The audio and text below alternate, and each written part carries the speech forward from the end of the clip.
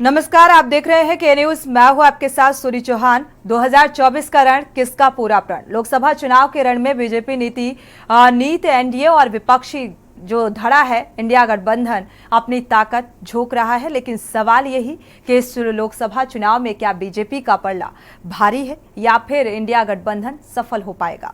एक नजर डालते हैं इस बार के चुनाव में राज्यों की स्थिति पर। किस राज्य में किस पार्टी का जो पलड़ा है वो भारी है, देखिए इस रिपोर्ट के जरिए।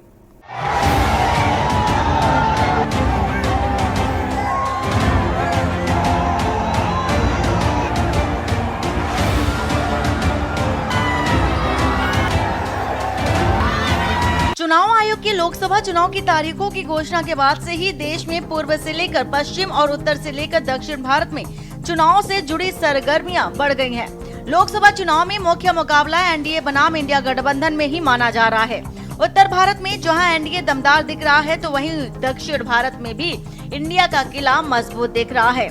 और ऐसे में किस राज्य में किस धड़े की स्थिति कैसी है, किस राज्य में किसका प्रदर्शन कैसा रह सकता है, इसका आकलन करना आसान नहीं दिख रहा है। लेकिन जिस प्रकार से दोनों तरफ से ताकत झोंकने के साथ सेंधमारी और आरोप प्रत्यारोपों का दौर चल रहा है, उसे देखकर कहा जा सकता है 2024 का चुनाव काफी रोचक होता जा रहा है। उत्तर और पश्चिम भारत में अधिकतर राज्य ऐसे हैं जहां बीजेपी बिल्कुल दमदार नजर आ रही है। इनमें गुजरात, राजस्थान, उत्तराखंड और मध्य प्रदेश के साथ ही दिल्ली और यूपी शामिल हैं। यहाँ बीजेपी अपना पुराना प्रदर्शन दोहराती दिख रही है। अगर गुजरात की बात कर ली जाए तो गुजरात में 26 सीटें हैं। यहाँ नरेंद्र मोदी का गृह राज्य है, इसलिए बीजेपी को उम्मीद है कि वह तीसरी बार बड़े वोटों के साथ, बड़े वोट शेयर और बढ़त के साथ सभी 26 सीट जीत जाएगी। और इस बीच कांग्रेस दल बदल की गिनती कर रही है, साथ ही आम आदमी पार्टी के साथ सीटों पर सौदेबाजी कर रही है। भाजपा का वोट शेयर 2014 में 59.1% से बढ़कर 2019 में 63.1% हो गया था। उसके सभी उम्मीदवार 1 लाख से अधिक अंतर से जीते थे। इनमें भारत के 5 सबसे अधिक मार्जिन वाले 3 में से 3 शामिल हैं। इनमें नवसारी से सीआर पाटिल 6.9 लाख वोट, रंजन भट्ट वडोदरा से 5.9 लाख वोट और अमित शाह गांधीनगर से 5.6 लाख वोट। इस बार वे सभी 26 सीटें 5 लाख से अधिक अंतर से जीतना चाहती है। राजस्थान की बात की जाए तो यहाँ 25 सीटों पर चुनाव हो रहा है। राजस्थान की 25 लोकसभा सीटों पर जीत की हैट्रिक बीजेपी के लिए आसान नहीं होगी। अगर उसके 10 और 12 मौजूदा सांसदों का खराब प्रदर्शन और राजस्थान की उपेक्षा के कांग्रेस के आरोपों ने मतदाताओं को प्रभावित किया तो असर दिख जाएगा। कांग्रेस राज्य में भजन लाल शर्मा के नेतृत्व वाली भाजपा सरकार पर कथित अनिर्णय और केंद्र के नियंत्रण को लेकर निशाना साध रही है। उसे उम्मीद है कि उबलता असंतोष और युवाओं का समर्थन उसे इस बार सीटें जीतने में मदद भी करता नजर आएगा। बीते माह प्रधानमंत्री ने चुरू में जनसभा के दौरान विपक्ष पर निशाना साधते हुए बीजेपी सरकार की उपलब्धियों को गिनाकर जनता को अपनी ओर आकर्षित करने का प्रयास किया था। बीते 10 वर्षों में हमने महिलाओं का जीवन आसान बनाने के लिए अनेक कदम उठाए हैं। हमने 10 करोड़ उज्ज्वला गैस कनेक्शन दिए। ये सफलता कैसे मिली? मोदी युडे गारंटी। हमने 11 करोड़ परिवार की बहनों को पाइप से पानी दिया। ये क्यों हुआ? मोदी युडे गारंटी। हमने 12 करोड़ परिवार की बहनों के लिए टॉयलेट बनवाया। ये कैसे बने? मोदी युडे गारंटी। हमने 1 रुपए में सुविधा सैनिटरी पैड्स की योजना शुरू की। ये किसे संभव बनाया? मोदी युडे गारंटी। हमने केरला की 60 लाख महिलाओं के बैंक अकाउंट खोले। ये सफलता कैसे मिली? मोदी युडे गारंटी। हमने 30 करोड़ से अधिक मुद्रा लोन महिला लाभार्थियों को दिए। ये कैसे संभव हुआ? मोदी युडे गारंटी। हमने प्रेगनेंसी लीव को बढ़ाकर 26 हफ्ते किया। इसे किसे संभव बना दिया? मोदी युडे गारंटी। हमने सैनिक स्कूलों में बेटियों की एडमिशन का रास्ता खोला। ये कैसे संभव हुआ? मोदी युडे ग्यारंटी, मोदी उड़े गारंटी। मध्य प्रदेश की 29 सीटों के लिए बीजेपी और कांग्रेस के नए नेतृत्व की क्षमता की परीक्षा होगी। बीजेपी ने पिछले साल विधानसभा चुनाव में जीत हासिल की थी। सीएम मोहन यादव ने 18 साल पुराने शिवराज सिंह चौहान की जगह ली थी। कांग्रेस में जीतू पटवारी ने राज्य प्रमुख के रूप में अनुभवी कमलनाथ की जगह ली और कांग्रेस अस्तित्व की लड़ाई लड़ रही है।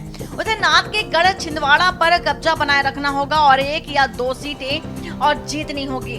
लेकिन बीजेपी अपनी 28 से 29 की संख्या को बेहतर करने के लिए प्रतिबद्ध है। मुद्दा बनाते हुए सरकार की उपलब्धियां गिनाई थी और वहीं कांग्रेस नेता राहुल गांधी ने मध्य प्रदेश से चुनाव की शुरुआत में ही आदिवासियों का मुद्दा उठाते हुए उनकी अधिकारों की बात करते हुए उन्हें अपनी ओर आकर्षित करने का प्रयास किया था।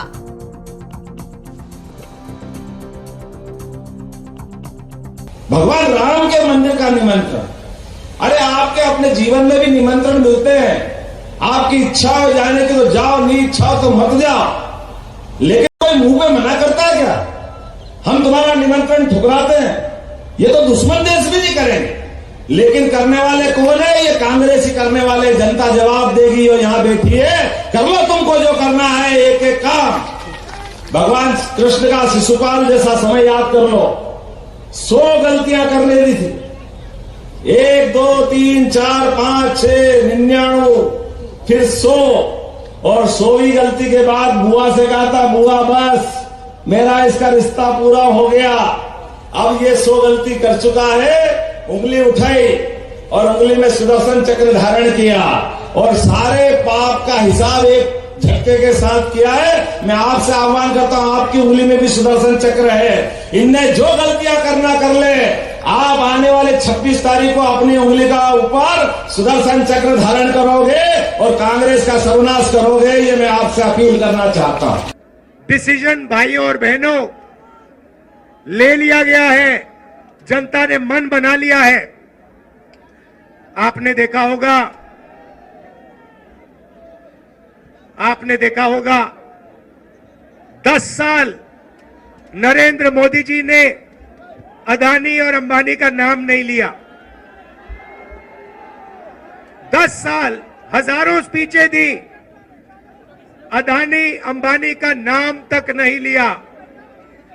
मगर अब भैया देखिए, जब कोई डर जाता है तो उन्हीं लोगों का नाम लेता है जो सोचता है बचा पाए। इसीलिए नरेंद्र मोदी जी ने अपने 2 मित्रों का नाम ले लिया कि भैया मुझे आके बचाओ, इंडिया गठबंधन ने मुझे घेर लिया है, मैं हार रहा हूं, मुझे बचाओ, अदानी अंबानी जी मुझे बचाओ। इसीलिए नरेंद्र मोदी जी ने नाम लिया। अच्छा, उनको यह भी मालूम है कि अदानी जी कौन से टेम्पो में और कैसे पैसा भेजते हैं। उत्तराखंड की 5 सीटों पर चुनाव होना है। विपक्ष की अव्यवस्थित होने के कारण बीजेपी इस पर्वतीय राज्यों की सबसे 5 लोकसभा सीटों पर तीसरी बार जीत हासिल कर सकती है। यह पिछले महीने समान नागरिक संहिता यानी कि यूसीसी विधेयक को पारित होने के बाद महिलाओं के समर्थन पर भरोसा कर रहा है। अगर दिल्ली की बात की जाए तो यहाँ की 7 सीटों पर बीजेपी को उम्मीद है कि वह इस बार 7 से 0 की हैट्रिक हासिल कर सकती है। हालांकि मुकाबला अब त्रिकोणीय नहीं रहेगा, क्योंकि आप और कांग्रेस के बीच 4 से 3 सीटों के समझौते पर सहमति बनी है। 2019 में दिल्ली में बीजेपी का कुल वोट शेयर 57% था। सभी 7 सीटों पर जीत हासिल करने के लिए इसे 2019 के प्रदर्शन को दोहराना होगा या उससे भी आगे निकलना होगा। सबसे रोचक स्थिति यूपी की है। यहाँ 80 सीटों पर चुनाव हो रहा है। हालांकि समाजवादी पार्टी हाल ही में बीजेपी से एक राज्यसभा सीट हार गई है, लेकिन उत्तर प्रदेश में मुकाबला एक तरफा नहीं है। राजनीतिक जानकारों का कहना है कि लोकसभा चुनाव त्रिकोणीय मुकाबला होगा, क्योंकि पुराने सहयोगी सपा और कांग्रेस फिर एक साथ नजर आ रहे हैं। वहीं बसपा अब भी अपने जाटों वोटों से किसी का भी खेल खराब कर सकती है। बीते माह मुजफ्फरनगर के शाहपुर में अमित शाह की मौजूदगी में जयंत शान ने अजीत चौधरी और चौधरी चरण सिंह का जिक्र कर उन्हें भारत रत्न दिलाने में बीजेपी के प्रयासों की तारीफ करते हुए माहौल बनाया था। इसके अलावा बीजेपी और आरएलडी के गठबंधन के सामने राहुल गांधी ने भी यूपी के कानपुर में भी बीती 10 तारीख को सपा प्रमुख अखिलेश यादव के साथ सभा कर इस महत्वपूर्ण सीट में सेंधमारी की कवायद की थी। इसके अलावा उन्होंने कन्नौज में बीजेपी यूपी की भविष्यवाणी तक कर दी थी। यहां उन्होंने कहा था कि बीजेपी की यूपी में सबसे बड़ी हार होने जा रही है। कन्नौज में ही अखिलेश यादव ने बीजेपी को घेरा था। किसानों की धरती और मुजफ्फरनगर के सामाजिक और राजनीतिक ताना बाना में बड़ी भूमिका अदा करने वाले शाहपुर में ये कार्यक्रम है। चुनावी रैली में आए देश के गृह मंत्री आदरणीय अमित शाह जी हमारे मुजफ्फरनगर लोकसभा के, हमारे एनडीए के और ख़ास तौर से लोकदल और भारतीय जनता पार्टी के साझे उम्मीदवार डॉक्टर संजीव बालियान जी, उत्तर प्रदेश के मंत्री धर्मवीर प्रजापति जी, हमारे पार्टी के अनिल जो अभी इन्होंने शपथ ली और आपके आशीर्वाद से मंत्री बने उत्तर प्रदेश में,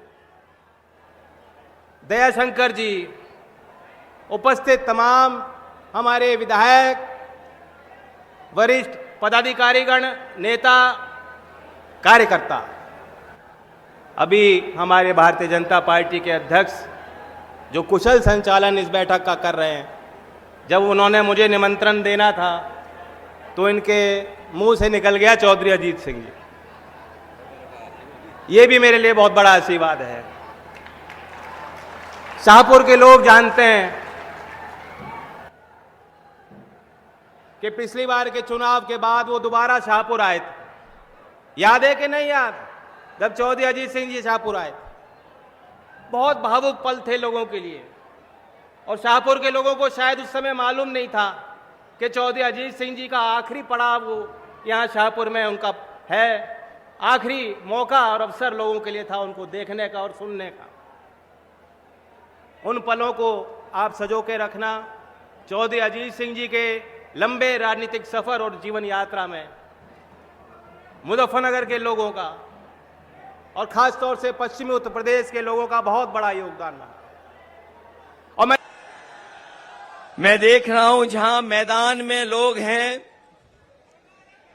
और बड़ी संख्या में अभी भी लोग आ रहे हैं। जो हमारा बाईं तरफ मंच है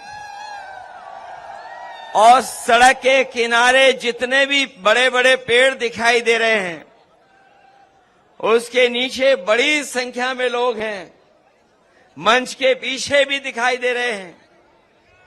ये कन्नौज के हमारे अपने लोग इस बार न केवल जिताने जा रहे हैं, बल्कि रिकॉर्ड मतों से ऐतिहासिक वोट देकर से देश की बड़ी जीतों में शामिल होने जा रहे हैं। मुझे अपना पहला चुनाव याद आ रहा है। जो हमारे पुराने साथी होंगे वो जानते होंगे कि इसी मैदान में मैं पहली बार आया था और उस मंच पर नेताजी से लेकर के पार्टी के सभी वरिष्ठ नेता थे।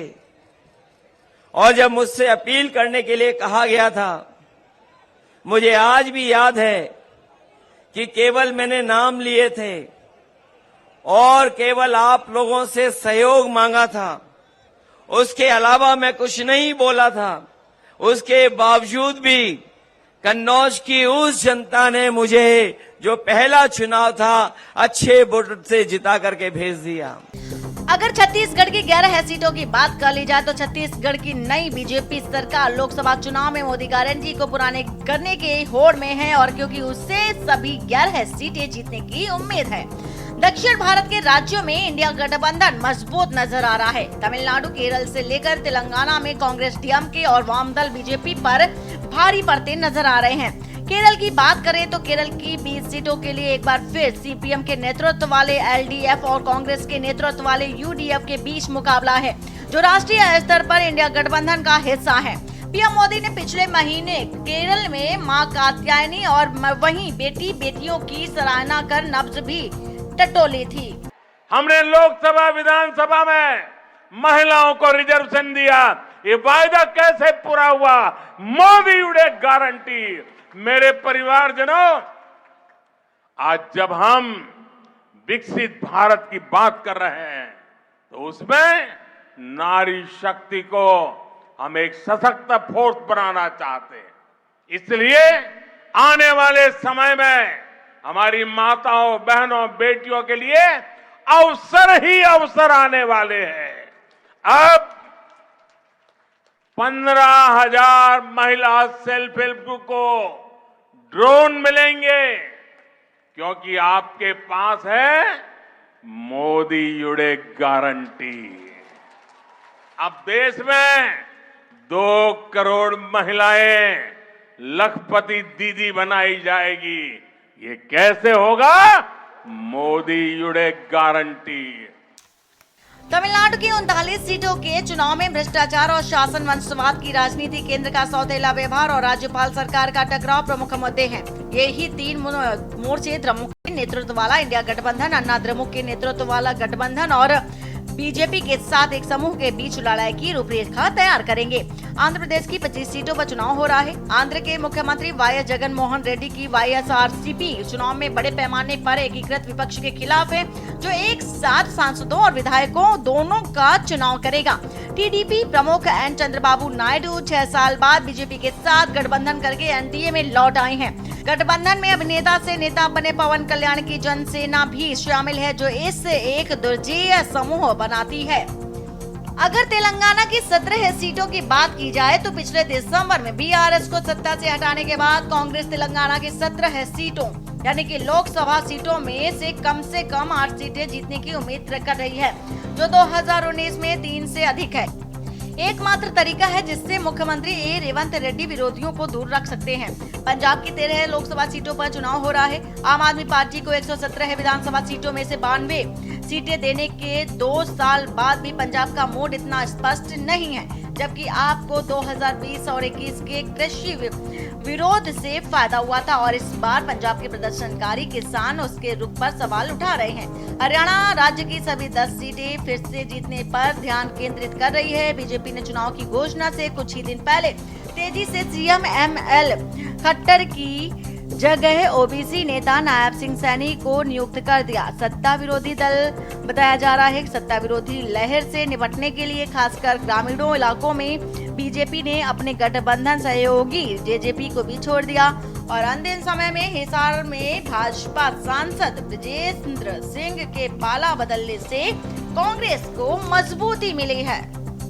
बिहार की 40 सीटों की बात करें तो बिहार में 3 बड़ी पार्टियां हैं, बीजेपी, राजद और जेडीयू। जो भी 2 लोग हाथ मिलाते हैं वो जीत जाते हैं। इसलिए जेडीयू के राजद के नेतृत्व वाले इंडिया ब्लॉक से बीजेपी के एनडीए में जाने के साथ राज्य की 40 लोकसभा सीटों के लिए रस्साकसी में एनडीए को बढ़त हासिल है। वहीं पश्चिम बंगाल की 42 सीटों के लिए कांटे की टक्कर जारी है। बीजेपी ने साल 2019 में राज्य की 42 में से 18 सीटें जीती थी और यह उसका अब तक का सबसे अच्छा प्रदर्शन माना जा रहा था। उम्मीद है कि इस बार वह संदेश खाली विवाद से बेहतर करने के लिए आगे बढ़ेगी। उड़ीसा के की सीटों के लिए बीजेपी और नवीन पटनायक के नेतृत्व वाले बीजेडी के बीच सीधी लड़ाई हो सकती है या दोनों एक गठबंधन में एक साथ आ सकते हैं। कुछ दिन पहले एक साथ समझौते की तरह लग रहा था। पीएम मोदी ने सीएम पटनायक के साथ मंच साझा किया और 15 साल के अंतराल के बाद बीजेडी के एनडीए में लौटने की चर्चा थी। महाराष्ट्र 48 सीटों के साथ एक मजबूत लोकसभा वाला राज्य है। यहाँ लड़ाई एनडीए और एमवीए के बीच है। बीजेपी के ऑपरेशन लोटस ने पहले ही एमवीए के घटक दलों यानी कि शिवसेना और एनसीपी को विभाजित कर दिया है, जबकि कांग्रेस अब इसके निशाने पर है। कर्नाटक की 28 सीटों पर कांग्रेस को केंद्र के आर्थिक अन्याय का मुद्दा मिल गया है और उससे उम्मीद है कि उसकी 5 चुनावी गारंटी 15 लोकसभा सीटों पर जीत हासिल करेगी, लेकिन उसे सही उम्मीदवारों की तलाश करने और कलह खत्म करने की जरूरत है। इसे लिंगायतों को भी खुश रखने की जरूरत है, जिन्होंने विधानसभा चुनाव में इसका समर्थन किया था। असम की 14 और गोवा की 2 सीटों की बात करें तो असम में 2014 के लोकसभा चुनाव बीजेपी 14 में से 7 सीट जीती थी। इसके बाद से बीजेपी असम में जीत की लय में है। इसने 2019 में 9 सीटें जीती और प्रतिद्वंदियों कांग्रेस और AIUDF पर बढ़त बनाकर रखी। ये आंशिक रूप से पिछले साल निर्वाचन क्षेत्रों के परिसीमन के कारण था। अब कुछ ही सीटें हैं जहां बांग्लादेश मूल के मुस्लिम मतदाता चुनाव परिणाम तय कर सकते हैं। उत्तरी गोवा सीट पर बीजेपी आराम से स्थिति में है, लेकिन दक्षिणी गोवा को कांग्रेस से छीनने में थोड़ी मेहनत करनी पड़ सकती है। अल्पसंख्यक मतदाताओं का हिंदू ध्रुवीकरण का डर यहाँ भाजपा का मुख्य रोड़ा नजर आ रहा है। लेकिन पिछली बार जब भाजपा हार गई थी तो उसकी सहयोगी MGP उससे अलग हो गई थी। जम्मू कश्मीर की 5 सीटों की बात करें तो दिसंबर 2019 में अनुच्छेद 370 को निरस्त करने के बाद जम्मू कश्मीर में ये पहला लोकसभा चुनाव होगा, जबकि भाजपा जम्मू की 2 सीटों पर बेहतर स्थिति में दिख रही है। यहाँ वह तीसरी बार अपने मौजूदा विधायकों को दोहरा रही है, लेकिन पार्टी को केंद्र शासित प्रदेश लद्दाख सीट पर कड़ी टक्कर का सामना करना पड़ सकता है। अगर अन्य पूर्वोत्तर राज्यों की बात करें तो अरुणाचल प्रदेश, मणिपुर में बीजेपी और उसके सहयोगी NPF को मणिपुर में फायदा दिख रहा है। यहाँ भीतरी मणिपुर सीट हिंदू मेहनतियों पर यहाँ भीतरी मणिपुर सीट हिंदू मेहनतियों का घर है और बाहरी मणिपुर में ईसाई आदिवासी समुदाय रहते हैं। राज्य में चल रहे जातीय संघर्ष के चुनावी प्रभाव को कुंद करने के लिए कुकी के तुलना में अधिक नागा हैं। सिक्किम 32 विधायकों के साथ अपना एकमात्र सांसद भी चुनेगा। इसके मौजूदा सांसद इंद्र हैं। सूबा मुख्यमंत्री प्रेम सिंह तमांग की सिक्किम क्रांतिकारी मोर्चा से हैं और मुख्य विपक्षी सिक्किम डेमोक्रेटिक फ्रंट का नेतृत्व पूर्व CM पवन चामलिंग कर रहे हैं। लेकिन राज्य में सिटीजन एक्शन पार्टी के साथ बीजेपी का एंट्री के नतीजों को अप्रत्याशित बनाता है। अरुणाचल, नागालैंड, मिजोरम, त्रिपुरा और मेघालय में कुल मिलाकर 8 सीटें हैं। अरुणाचल और त्रिपुरा की 2-2 सीटों पर बीजेपी को फायदा है। नागालैंड की एकमात्र सीट जहां उसकी सहयोगी NDPP के पास है, वहीं मेघालय की 2 सीटों और मिजोरम की एकमात्र सीट पर बीजेपी की पकड़ नहीं है। प्रबुद्ध चौहान, स्पेशल डेस्क, के न्यूज इंडिया। इसी के साथ ऐसा खास बुलेटिन में इतना ही। आगे खबरों के लिए आप देखते रहिए के न्यूज इंडिया।